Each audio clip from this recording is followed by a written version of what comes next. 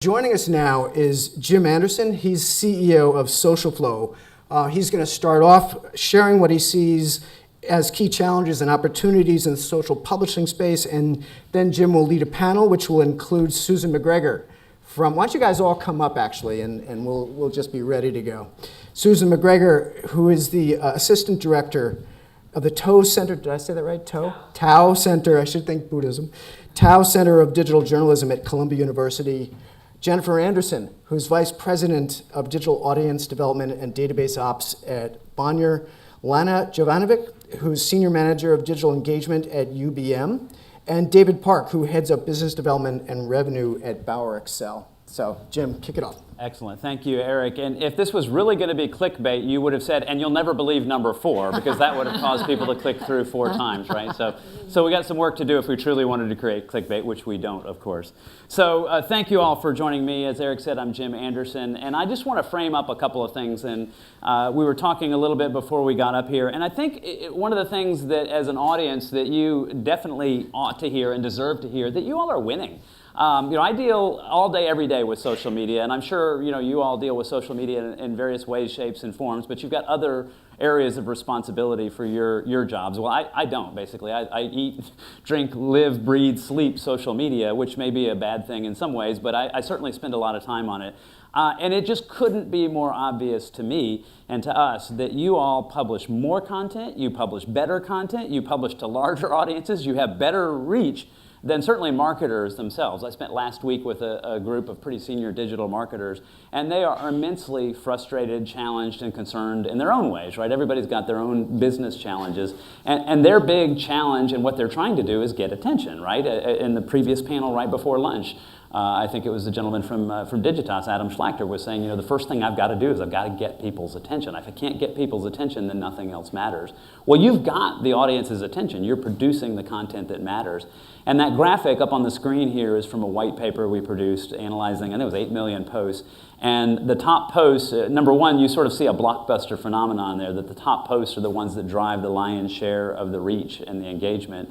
And then 9 out of 10 of those posts are produced from media and entertainment companies. So again, you're producing the posts that are really resonating with people. And then the other thing, of course, you've won the attention battle, and these are just some statistics from SocialFlow.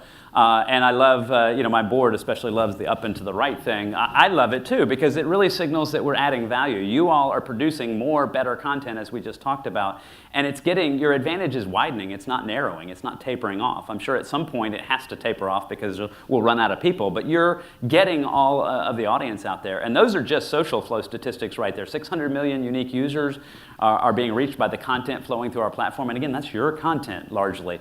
562 billion impressions, otherwise known as more than 500 billion impressions a year, being driven through social networks. So again, give yourself a lot more credit than maybe other people are giving you for really winning. And so clearly, and we're going to talk about this here in the panel, is monetization is the big need and the big opportunity. So with that out of the way, and that as a preface, I'm going to turn over to our panel here and let you hear from them because they've got the great insights. We're going to start, and we had a prep call, and we were talking a little bit about the evolving role of social media and content discovery. And so, Jennifer, let me kick it off with you. You had some ideas about how that was a big focus for Bonnier. Tell us how you're thinking about this. And I've got a couple of slides that I'm going to put up while she's talking, and she can speak to those if she'd like to. Sure, absolutely. Okay. Thanks, Jim. And I'm going to try and keep my jacket right here so you guys can hopefully hear me. And so for us at Bonnier, and I think I know I see familiar faces in the audience. I know some folks are familiar with Bonnier. We publish about 35 editorial brands across platforms. And for us, from a mobile standpoint, across our network of sites, we are at about running between 50-60% of our audience coming from mobile. And when I look at that mobile audience, that smartphone audience, the single largest source for many of our brands is social. So social, mobile, absolutely huge for us as we look at what does that content discovery, what does that content have to look like, and how are we getting it in front of our audiences? And so what you're seeing on the screen up here is a sample of one of the custom content programs that we had developed this year. This is with Field & Stream, and it is Hog Heaven. We partnered with an advertiser, partnered with RAM actually, with our editorial teams to go out, do some coverage, some fishing, some hunting, and bring it all together in a cross-platform, editorially driven feature. You're seeing a little bit of the site here, and as you advance onto the next slide, what we really did when it came to content discovery of this big custom package that we had put together was look at how this translated to storytelling on social specifically, and for us on Facebook in particular. So developed a series of videos native to Facebook, amplified those to drive some reach, drive awareness, leverage social, and that Facebook audience we've built really as a traffic source for us. And so looking at how we can, and kind of tying it back to monetization, drive discovery, and partner with some of our advertisers and customers to really drive that monetization and traffic back to our sites in the mobile experience has been a big area of focus for us. So that organic coupled with amplification and video in particular this year. Excellent. And Lana, you were talking a little bit about that too. Do you want to weigh in? You've got a couple of examples too. Yeah, I mean, one of the main things that we really identified, and just to preface this, I come from UBM, so we are actually in the B2B industry. I work in the life sciences vertical. So as a result, I have the luxury and the burden of highly niche products. And as a result, we have a lot more data on our audiences as well, because I'll be dealing with universes of 60,000 in some products to 1 million. But what we've really kind of honed in on is beyond the content discovery, again, our market, it's limited. It's also finding out that perfect time to hit them with relevant content. And what's been great about social is, you know, like the mobile audience, we have so much data available to us through content tagging where we've been able to identify on this rather shallow attention span platform, as Susan mentioned earlier, what are the times that people are actually ready to take action? And we've been progressively aggregating this data, and as a result, we've also been able to couple that with sponsored programs that we've then employed for our advertisers to really make sure not only are we going to amplify your content and bring you brand alignment, we're also going to put at a time of the day that they are thinking about these sort of questions, that they're actually relevant to them and their daily problems. Excellent. So let's shift a little bit to monetization here. We've talked about, and I think it's probably self-evident to the audience that you create lots of great content. It's hopefully gratifying to see that you're getting the attention. David, let's move to monetization. I mean, why should advertisers work with publishers as opposed to just going around them and going directly into the feed? What can you tell us about that? I'm sorry, could you repeat that? Sorry. Why should advertisers partner with publishers? What do they get by working with you all versus this idea that they can just do things themselves? Yeah, I mean, I think you touched upon this earlier with your intro. This is the publishers doing. This is what they've been doing for years. This is their expertise is producing great content. I mean, maybe from an outsider's perspective, it seems easy to, start a blog and get tons of traffic and tons of attention. But, the reality is, and as you noted earlier with when marketers often try this, most times it doesn't work, at least not independently on their own, at least without some consultation from publishers. I think, the evidence is shown just by the first graphic that you showed, that showed, the numbers coming from publishers as far as how successful they are in terms of getting readers' attention. So that's great. And we couldn't talk about monetization and social without touching on instant articles. And Susan and I were talking a little bit. You've got some opinions about instant articles and things like them in these ecosystems. Could you share some of your thoughts with the audience on that? Sure. I mean, I guess this is something that came out actually prior to joining Columbia Journalism School. I was a senior programmer on the news graphics team at the Wall Street Journal for 4 years. So, and that was from 2007 to 2011. So it was in the time that smartphones started.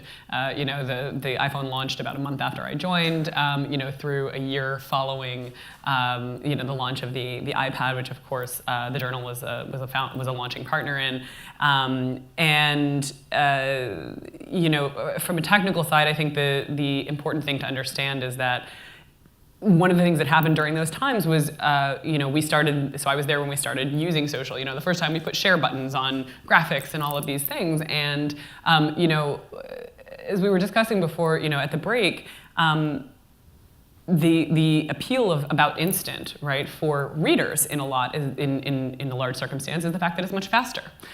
They get to content faster, it loads more quickly, all of this stuff, right? And I think there's one of two things you can take from that. You can either say as a publisher, oh, we need to go to instant because that's going to bring us more traffic and it's a smoother experience, or you can say we need to make our pages load faster.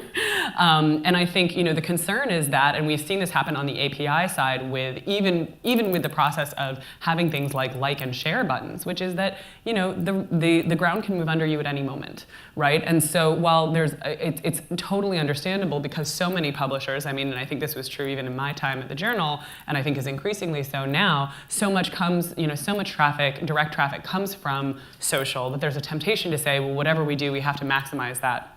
But I think it's one of those things where it's really important for publishers to also have a long-term plan to make sure that you don't become dependent on a source of traffic that at some point the terms change on. I think the initial terms from Facebook seemed very appealing, but there's no promise in there that 6 months or a year from now that those terms aren't going to change. And what happens then if you've become dependent as a publisher on these sources of traffic and revenue?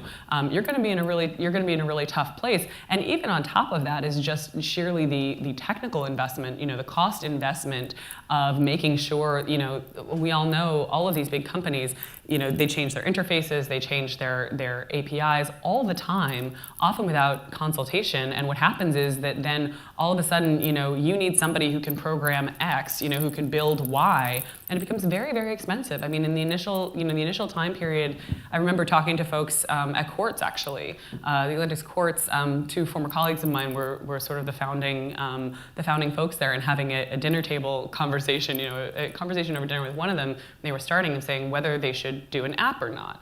And I said, don't do it. Don't do an app, just do a mobile-friendly site because you have to have an entire second production team in order to support the app, and that's probably not where you want to be in the long run. And I think that issue is not inconsiderable. It's very, very expensive to have both tracks running. And so I think it's just one of those things where obviously signing on in the short term may make a lot of sense, but I think publishers really need to think carefully about having a long-term strategy to making sure that they don't get just sort of caught in the undertow there and without a paddle when the tide changes. Wow, long metaphor there. I absolutely agree. I would say for us, it is almost reminiscent of search. You Google, Bing, they changed the algorithm. You could see traffic erode overnight. The same thing on the social side with some of our partners. And for us, what we look at is it is a balance of what are the stories and what are the right stories that we want to be telling on the platform directly with instant versus where are we saying we want to tell a different kind of story,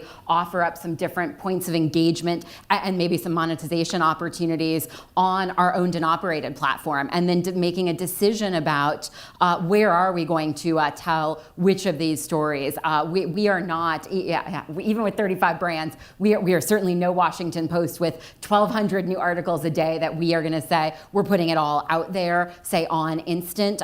For us, it's really a balance of what makes the most sense, what is that experience we want our audience to have with our content, with some of our monetization opportunities, and making a decision by feature, by franchise that way. No, that's a great point. And I want to stay on this topic for a second because I think it's really important. If I can put the audience on the spot, I'm just curious, by show of hands, how many people have noticed instant articles showing up in your Facebook news feed?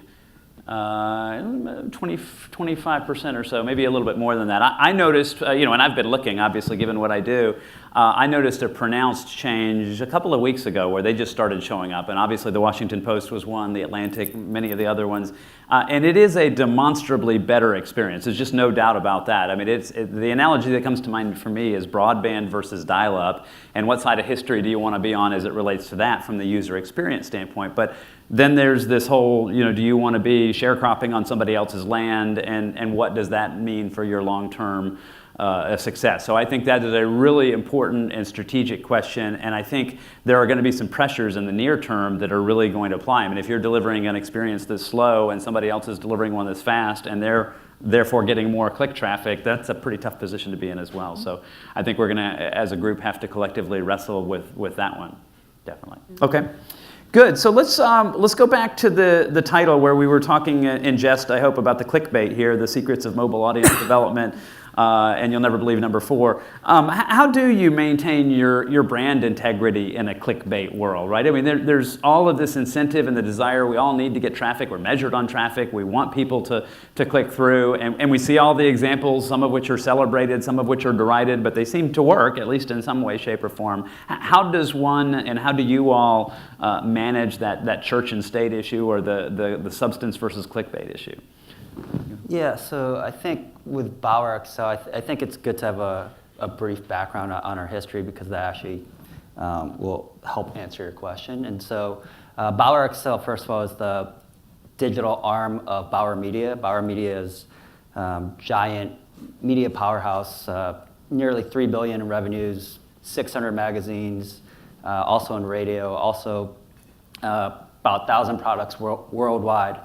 And with that, we're mostly known for, if you're at the supermarket, you'll see these magazines right in front of the checkout, and you'll see In Touch Weekly, you'll see Woman's World. And with those magazines, with that placement, a big reason people would buy these magazines is based off of the cover story and these wild headlines. And they'll pick it up, they'll open it up, and they'll be addicted. And we basically use that model from print and preserved our culture by basically doing something very similar. And we look at social, and in particular Facebook at this point, as the new newsstand for us.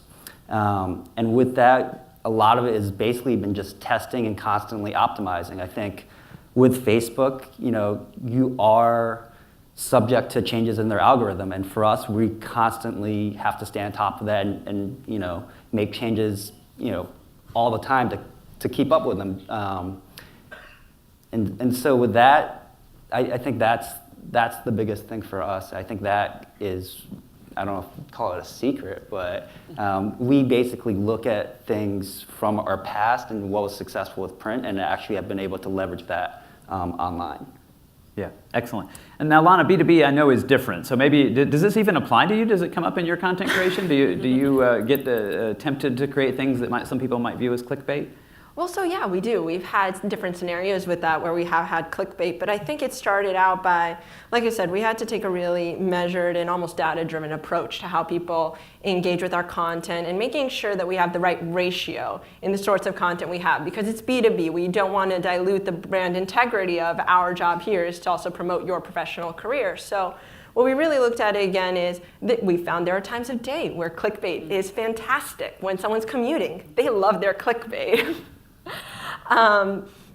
But I think another thing we also really honed in on was what's the optimal amount of times per diem we should even be communicating with them on social media. And again, that will vary very drastically but depending on which vertical I'm working in. In fashion, we have a much higher threshold, but in veterinary, vets don't like a lot of people. We found they follow on Twitter max 100 people. So 4 posts a day.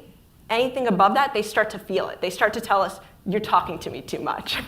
And really just honing in on that kind of user behavior data has helped us a lot. Great. Susan, you must think about this a lot.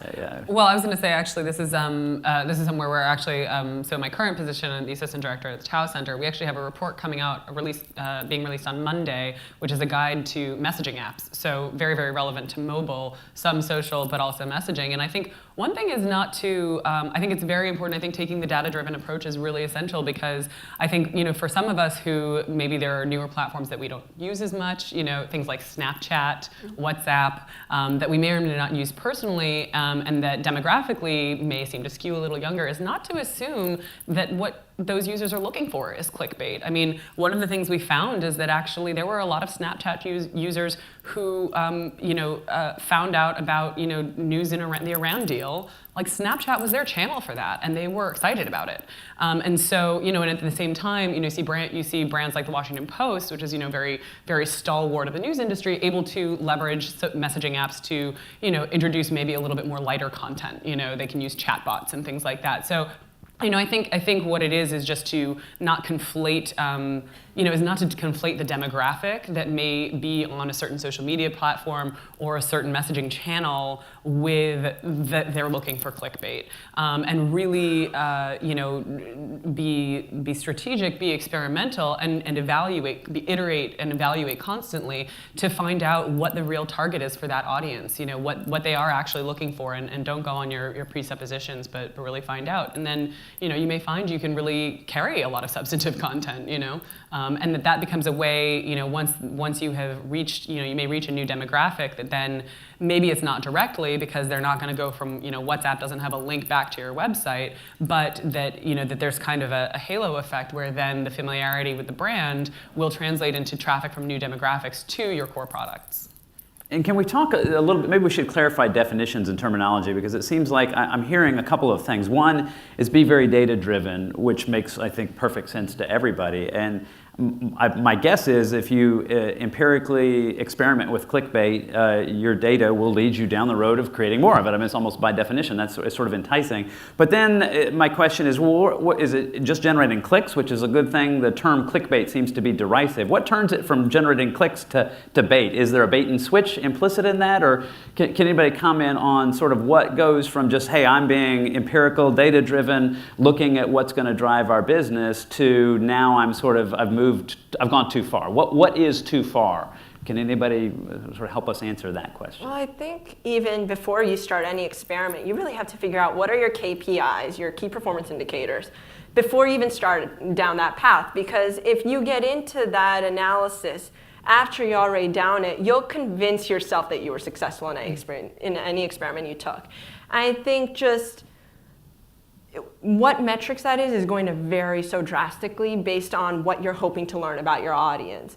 But starting at the data first, and what's that going to tell you about what behavior that correlates to, will really just steer you in that direction to find the answer. Excellent. Jennifer, you were nodding your head earlier. Does that make sense to you? Do you have any sort of definition as to what's going too far with bait? What's going too far is, I think, an interesting question. I would say for us, when we look at the KPIs, certainly clicks are a factor. We've talked about social as a traffic back to our owned and operated sites.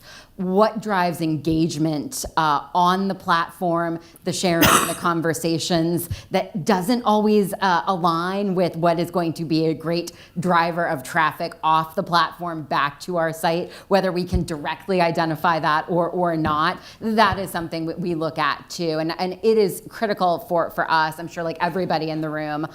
We have tried to be authentic and engaging in the content that we post, and really kind of strike that balance again of we are looking for engagement on the platform. It may not always be about how do I get you to click off and come over to my O&O site and spend some time there. So finding ways and testing. And I would say, I think I echo what everybody said up here about, for us, it is about testing and identifying what's the business goal here. Is it to drive that engagement on the platform? And is it to drive engagement with certain demographics on the platform? Susan, you touched on this, and not conflating, well, I think it's a young audience, so I'm going to put something out there that I think they want, but really trying to understand that and test our way into it. I would say we've probably done more of that kind of targeted, segmented testing on Facebook to understand what is the engagement we're seeing there with those core audience segments we're looking to grow,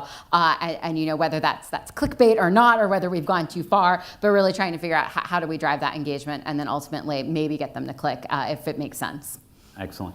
I think we have 1 or 2 minutes for questions, and while people are thinking, if you have any questions, it just struck me as I was hearing your answers, I hadn't really ever defined it in my own mind, what goes too far with bait.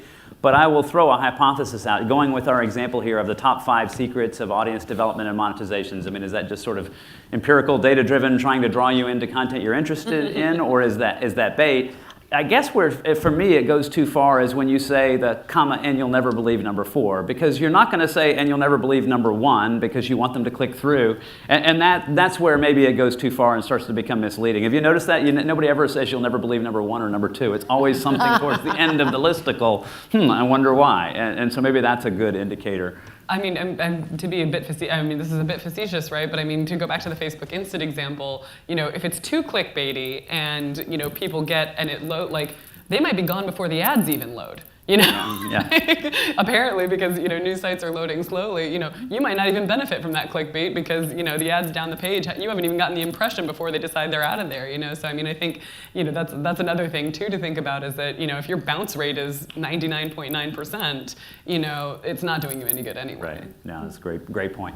Okay, just a few minutes, I think, here for questions. Any questions from the audience for our panel? Yes, right up there in the middle.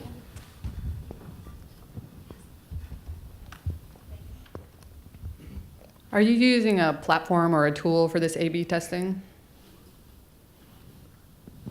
Anybody? So for us, we haven't really identified a great A/B testing tool necessarily. One that comes out of the box, like let's say maybe an Optimizely or something like that.